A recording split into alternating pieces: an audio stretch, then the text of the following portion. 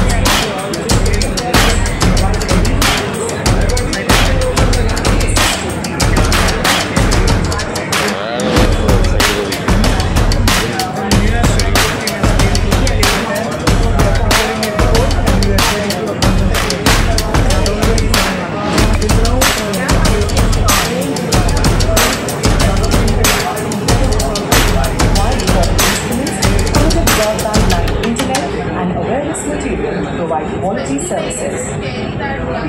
First inquiry complaint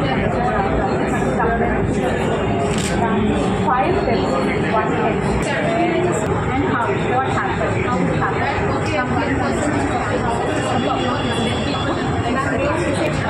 Completion service A officer service effects about it.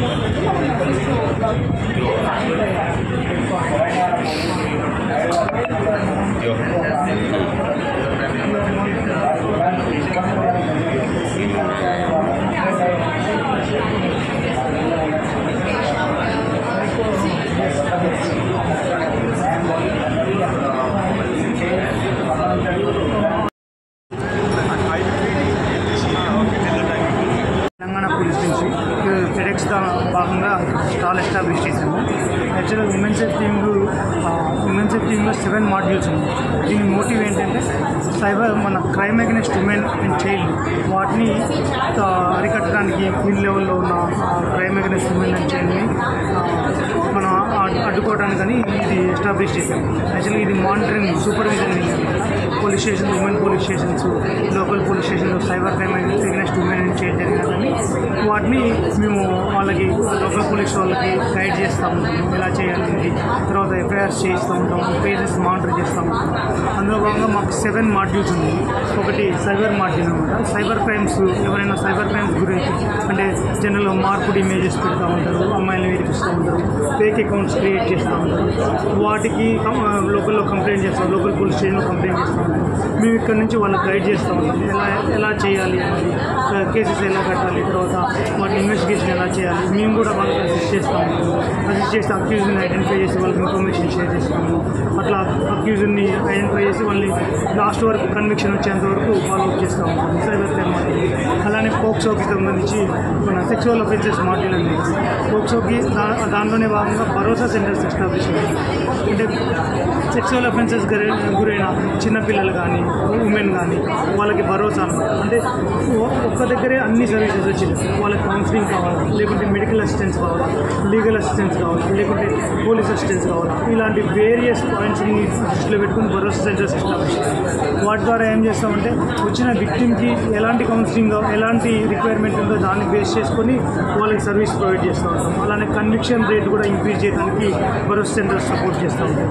అలానే మేము భార్యాభర్తల ఇష్యూస్ని deal చేయడం కోసం అని చెప్పి యాక్చువల్గా భార్యాభర్తల ఇష్యూస్లో ఏం జరుగుతుందంటే వాళ్ళు ఇంకా పిల్లలకి దూరం ఉంటున్నారు.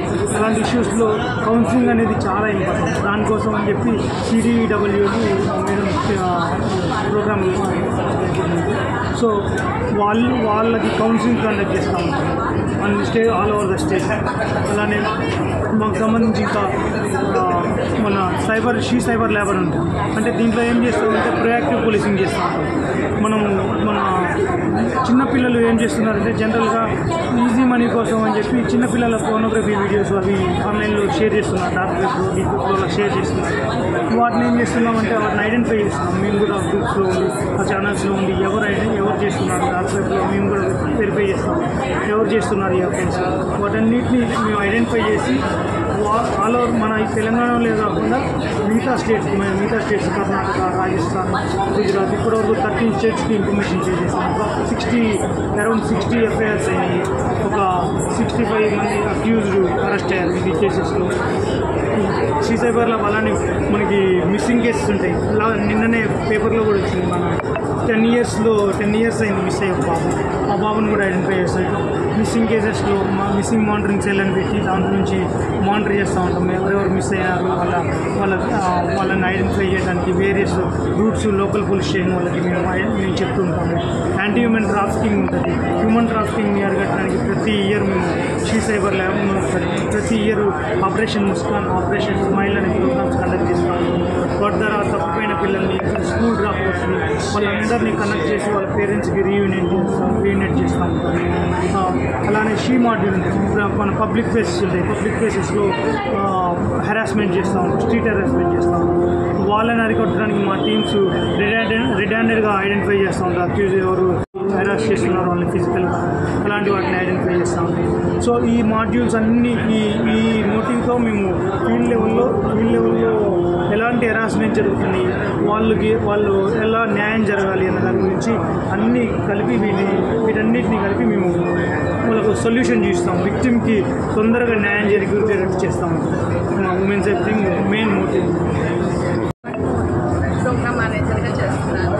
సో ఇందాక మన ఉమెన్ సేఫ్టీ వింగ్ అనేది మెయిన్ ఎస్టాబ్లిష్ చేసిన మిషన్ ఏంటంటే ఉమెన్ అండ్ చిల్డ్రన్కి ప్రొటెక్షన్ ఇవ్వడానికి, క్రైమ్ అగైనెస్ట్ ఉమెన్ కోసం వర్క్ చేస్తాము.